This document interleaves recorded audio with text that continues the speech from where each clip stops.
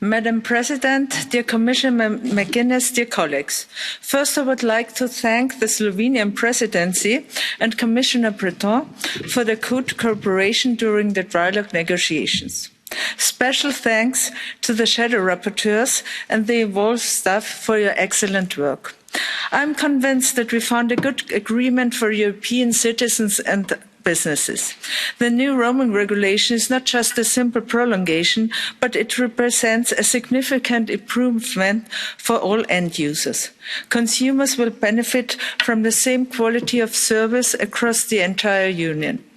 This means that operators cannot deliberately slow down the data speed of the customers anymore. Furthermore, the new regulation foresees increased transparency obligations in terms of value-added service numbers as well as emergency communication. From now on, consumers will be able to better differentiate between ordinary numbers and numbers where additional charges apply. This access to emergency communications when travelling will be easier and more transparent. The mobile telecommunication market as a whole, and especially the roaming market, are developing fast. With the development of future network technologies, as well as the increased use of IoT devices and M2M services, we are looking towards an exciting future. In order to keep the regulation up to date, we need to gather as much data as possible to take the right action to foster innovation and facilitate businesses' developments. Therefore, the roaming regulation extended reporting obligations, which brings us in the position to keep the finger on the pulse of the market. It is very clear that the European Parliament needs to stay in charge of the next review of the roaming regulation.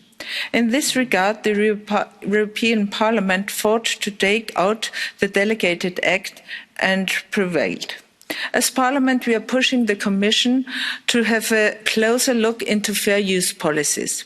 It is a fact that a true roam-like-at-home experience is only possible when end users can benefit from the full subscription abroad.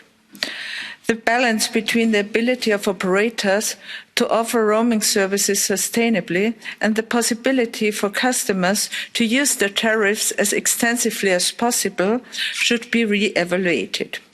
We also tackled the topic of the intra-EU calls. It's not understandable for our citizens when I have to pay surcharges when calling from my member state to another EU country, but I don't have to pay extra when I'm travelling across the Union. The roaming regulation contains a provision that urges the Commission to carry out an evaluation of the current situation. Last but not least, the most important issue in this regulation, the wholesale caps. Low wholesale caps empower small operators to offer roaming service sustainable and are key for more competition in the telecommunication market, and I think that's necessary. At the end, we found a balanced agreement which takes into account both aspects, the consumers and the investment needs of operators. Starting with €2 in 2020, we gradually reduce the wholesale charges on data to €1 in 2027. I know there's still a lot of work in the future, and I'm looking forward to the discussion now. Thank you.